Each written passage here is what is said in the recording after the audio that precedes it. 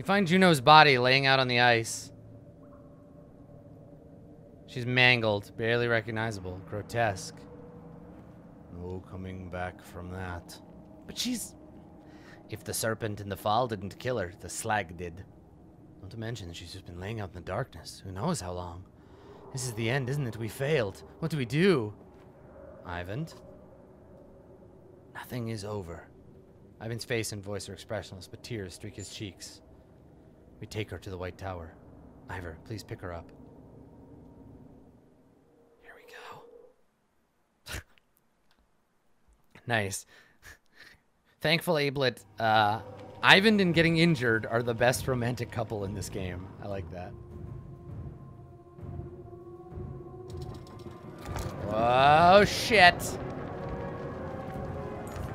Darkness lurches upon the dome of light, stretched thin above the city by menders, weaving fast stitches. Riots ripple through the slender spaces between people packed tightly together, and the warp lick at your defenses, testing them.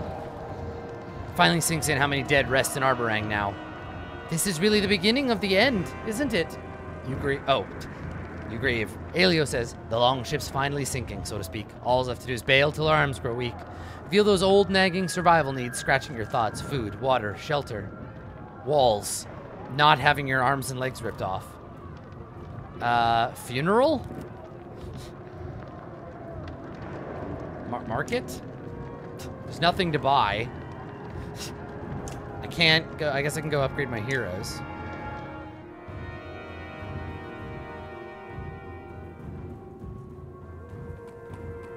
Hi, Canary. You want to level up? Let's go, buddy.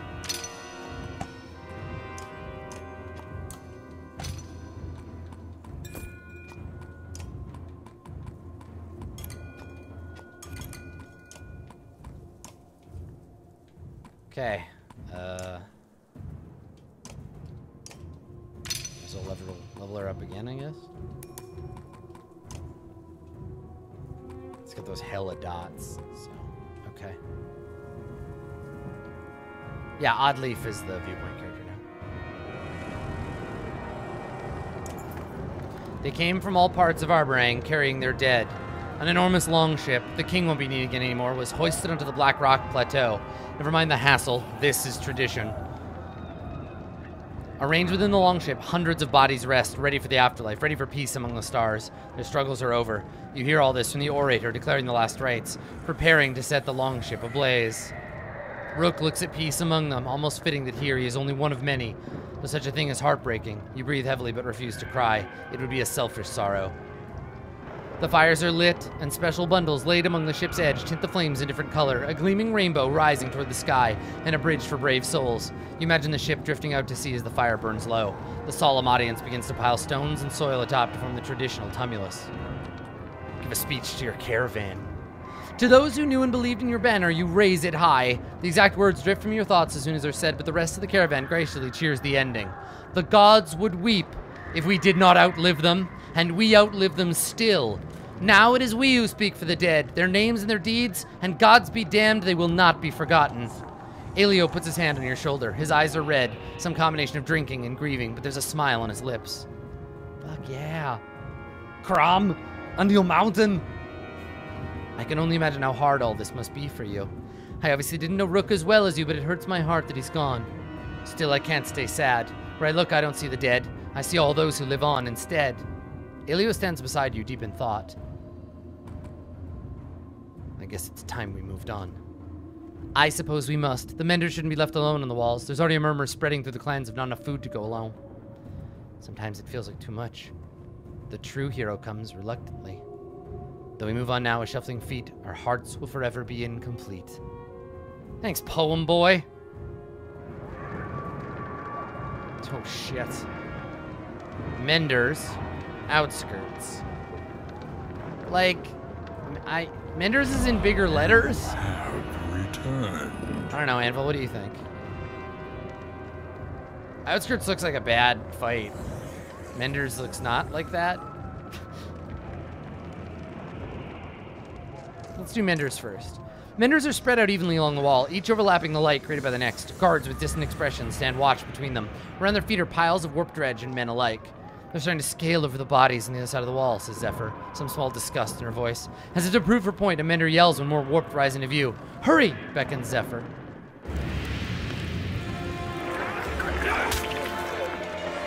Oh, God.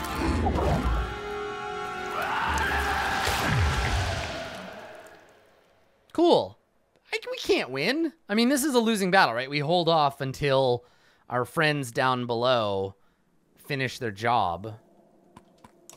So, cool. This is all just... We can't win. We can just hold the line as best we can here until it cuts back to the other team. Heavy. Freaking heavy.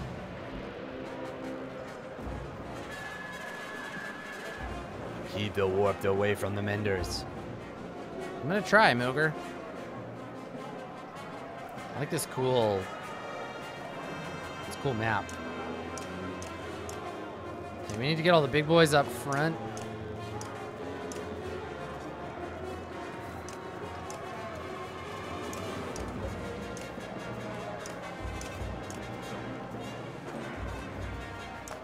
No, Petrus needs some space because he's gonna go first. And then her. And then Ubin, and then he'll follow up behind. Okay, here we go. Nobody is blocked.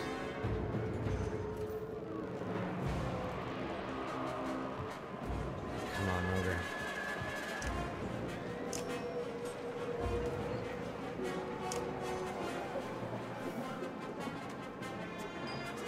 Okay, that guy's on Overwatch, I guess.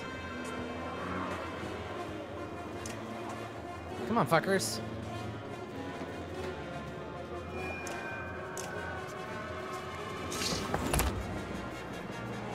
Conjured from nothing.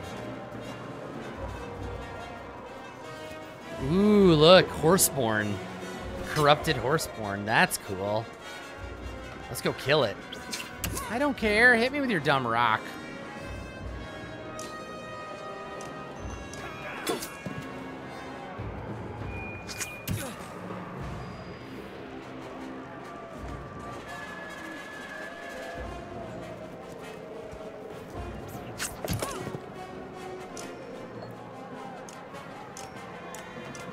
Big guy, poison him. So he's bleeding and poisoned. Thanks, Troubadour. We will see you later. Have a good one.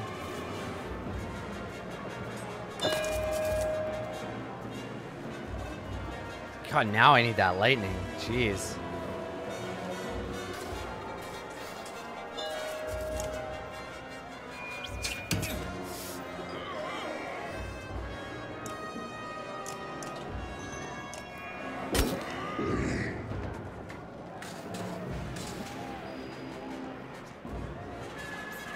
Gunolf is wasted on this nerd.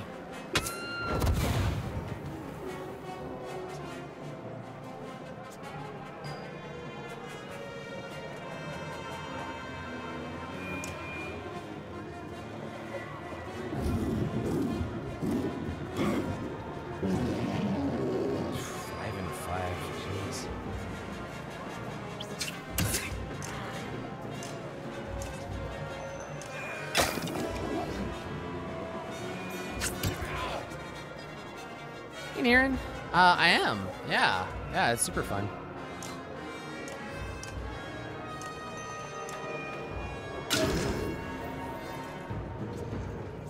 I'm gonna try to spread the dots around as best I can. Return. Buff and shield everybody. What's up, Coyote? Our illustrious we got a brooch in too. returns. Hi. Welcome home.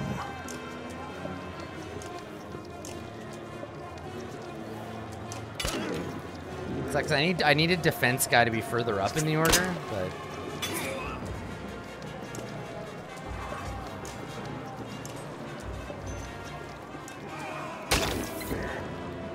not much to be done there. Once we start cutting these guys down, Gunolf, damn it!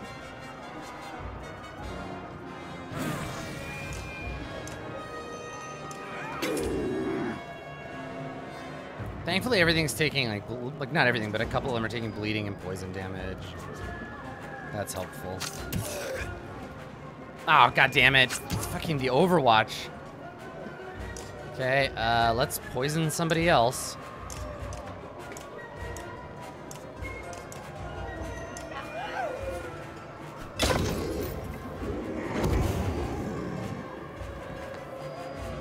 That's what I want. That poison cleaning people up.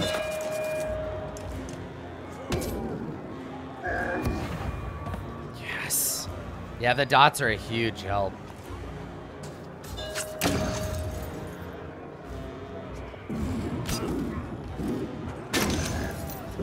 Yeah, forget you, bear.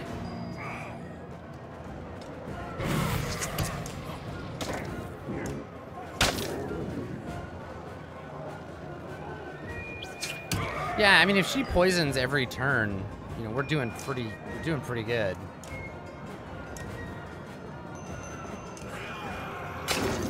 Nice.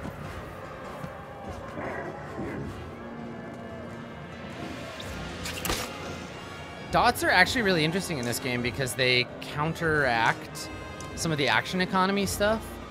Like when you're poisoned, you don't want to have a bunch of turns.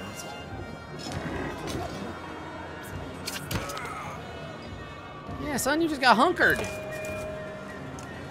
There we go. I am gonna flee because these just give me items. So let's not commit to more fights. Dots, sorry, damage over time. They're abilities that deal maybe a small amount of damage now and then more damage later over time.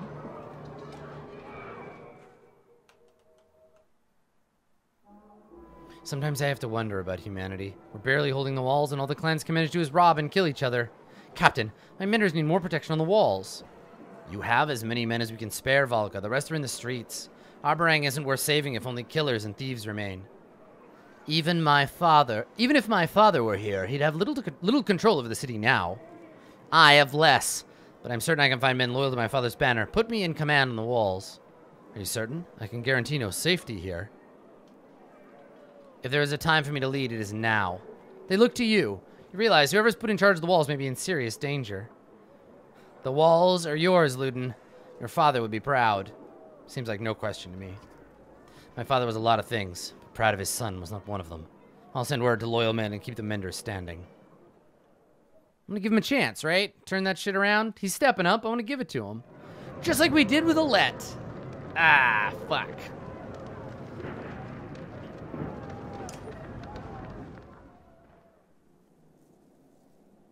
Everybody's injured. There's no time to rest. Gunnulf, why are you so injured, Gunnulf? 3 days wounded. Buddy. Well, Petrus can level up anyway. He's already got max hopeful, so let's just... Petrus the can't be killed. Luden's brain grows along with his beard. Part of the city smolders since the riot, matching the moods of the lower rings. Supplies are scattered, possible to tally your portions since the funeral. Hoarding seems necessary for the future, and you're afraid other clans in Arborang will feel the same. If nothing else, we should set the precedent from here on out. Combine and ration the remaining food tightly.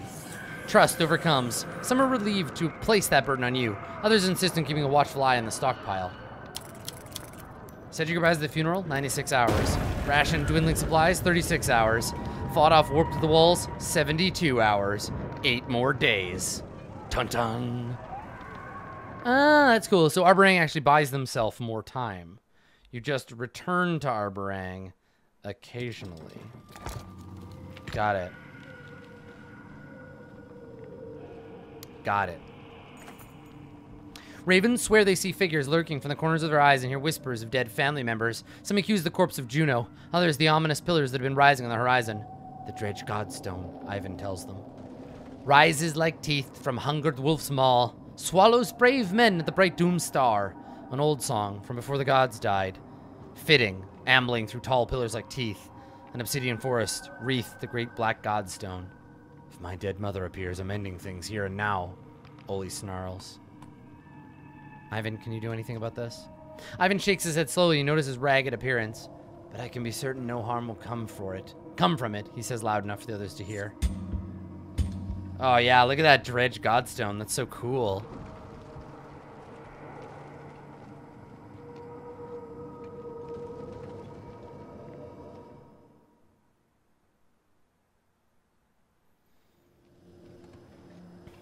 Do we get another godstone item from here? That'd be pretty cool.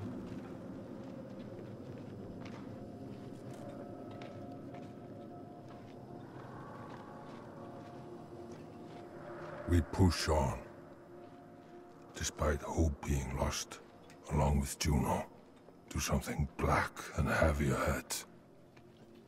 Did the dredge build godstones of their own, or They is did, this something? and hope is not lost yet, Ivor. You jerk in terror at Juno's voice in your head, and her hand lightly squeezing your shoulder. Ghost, Juno. She breathes softly. Well done. You can put me down. Nerves get the best of even the bravest. Not another step, shouts Ollie. He pushes his way to Juno. You died. Not another step till you spill it. All of it. A chorus of voices concur, echoing off the pillars themselves. Juno sags upon her staff. She looks at Ivan, but his stare is leagues from here. All will be well, she starts, but jerks back from Ollie's axe blade at her neck. No more magic tricks, Ollie hisses. Answer the question, Juno. You're right. It's time you all knew. Yes. This will be more easily shown than told.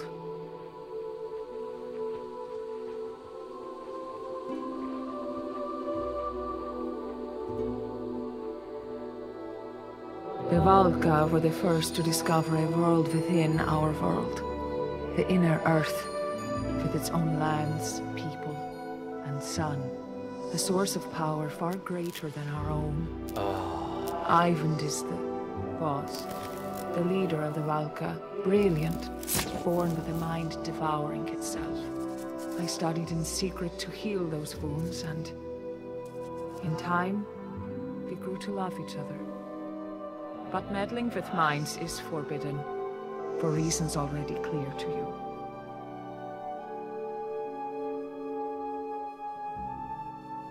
The council sentenced me to death. They agreed to spare Ivan the same fate if I went willingly. So I did. When Ivan discovered what had happened, he carried my body to the White Tower. In his grief, he drained the black sun of its energy, hoping to restore my life. Jesus. The sun fell from the sky, ripping chasms through both worlds. Good job, Ivan, you fucking dummy.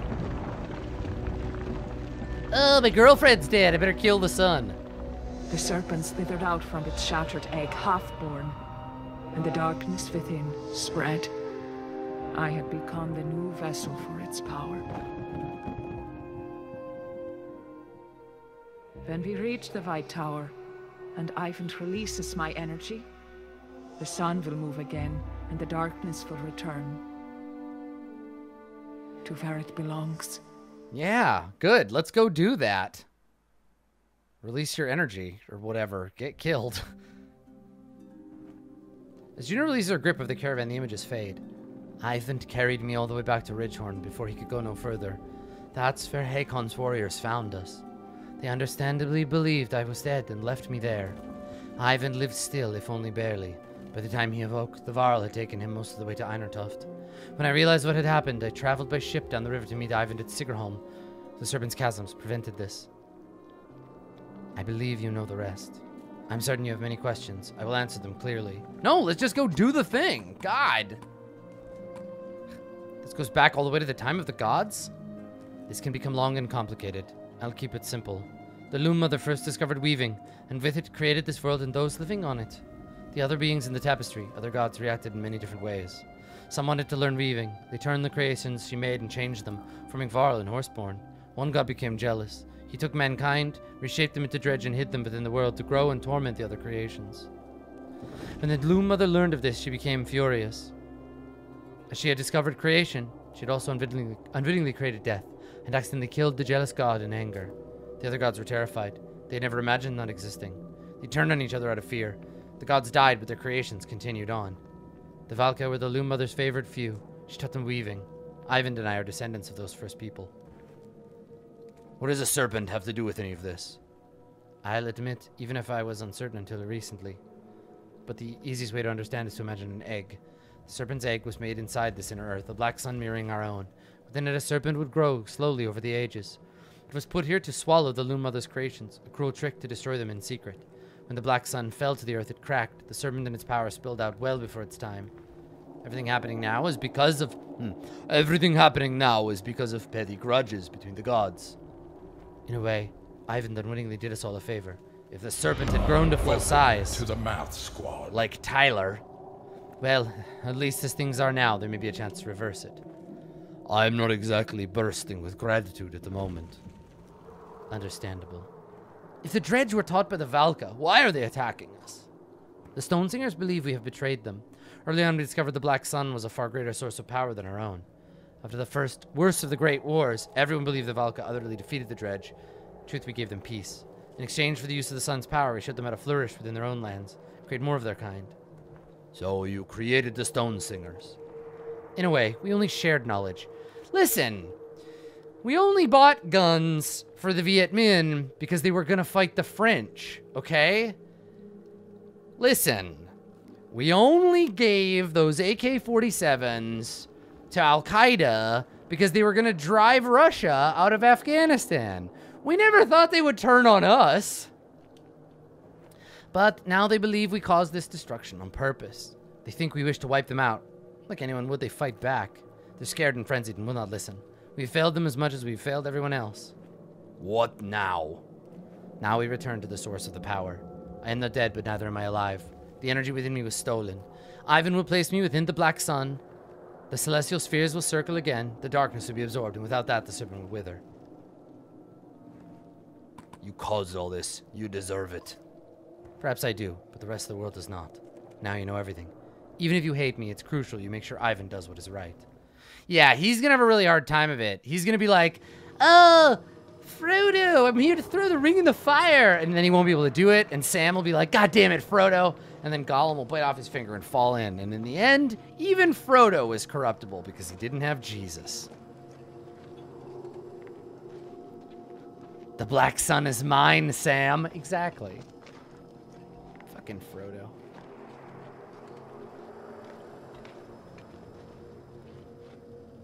Yeah, you can't really win without Jesus. That's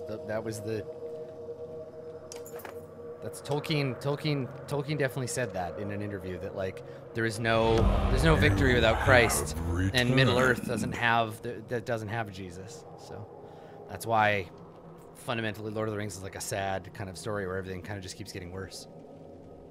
An enormous bell hangs from the carved stonework. Even untouched, it hums with a strange, deep resonance.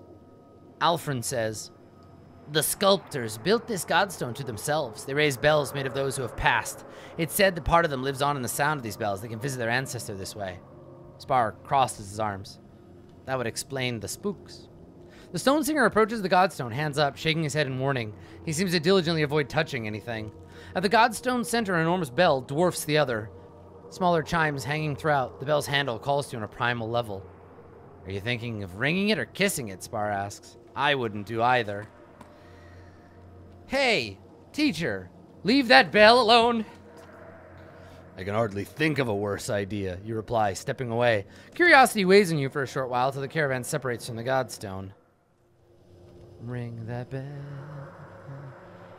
Ring that bell. I'm not doing it. I'm not fucking ringing that bell.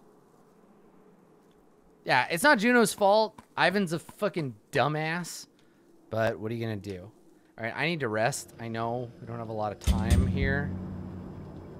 But I can't go on with everybody all fucked up. So I'm gonna do it. Let's see what Oli has to say.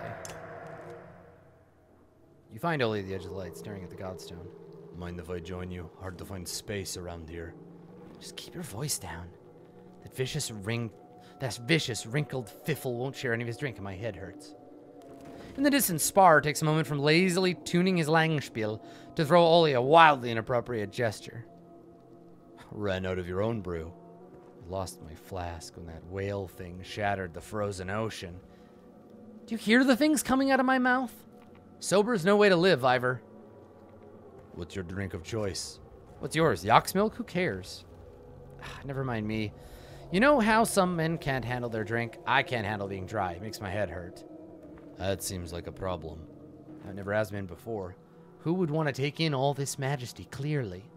I haven't been this sober since I was 13, locked up in a Borsgard cell.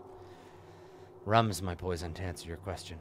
Believe it or not, I can't even throw these axes worth a damn dry as I am. Buy me a few drinks, but get a few drinks in me and I see bright ribbons in the air. Wait, you see lines of light? Damn right, showing me exactly where the axes are gonna go. Usually I keep that sort of thing to myself, but what's the point? Oli, I think you may be spell weaving. Huh? What are you talking about? Like the Menders do. Weaving? Like this Ningar who farts lightning and raises the dead? But only when I'm drunk. You're just using it to throw things better. Ha! What a time to be alive, eh, Varl? I'll drink to that. Don't tease. You pass Ollie your mead horn, and his hands shake as he gulps from it greedily. Ollie the Spellweaver. My mum said I was special. Maybe you're not as bad as they say, Varl. Who says that? Just take the victory. Fuck, I love him. Yeah, he said just drunken fighting. That's pretty cool. You rule, Ollie, you drunken idiot. You got problems, buddy. You got problems, but I love you.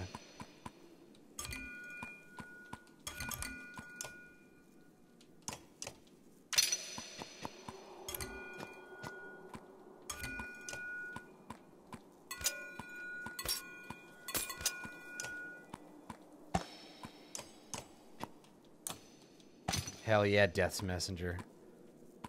Now that I've put all those points in Ollie, I'm gonna lose them. Just you fucking watch. Just you watch. Our illustrious champion returns. Not that it matters, Welcome we're so close to the home. end. What's up, Mad Nice? Oh, did I not save his points? Ollie. I'm sorry, buddy. What did I give him? Dodge. You have returned. I'll give him another puncture. That seems fine. What's up, Killiaden? Hello. Hello there. Alright. So anyway.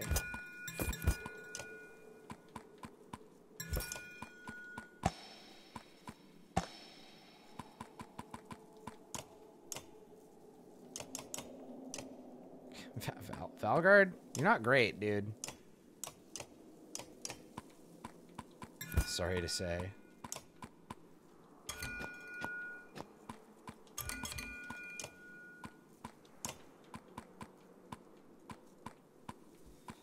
Fuck. Alright. Ivor.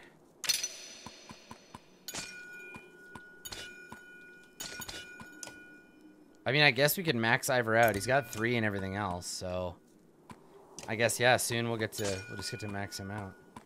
It's pretty awesome. Promote this nerd because I don't know, man. What? We're at the goddamn end of the world over here.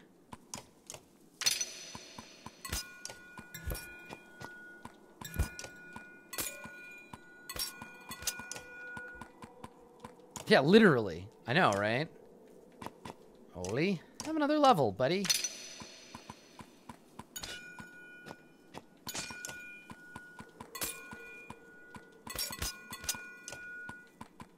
All right, that's it.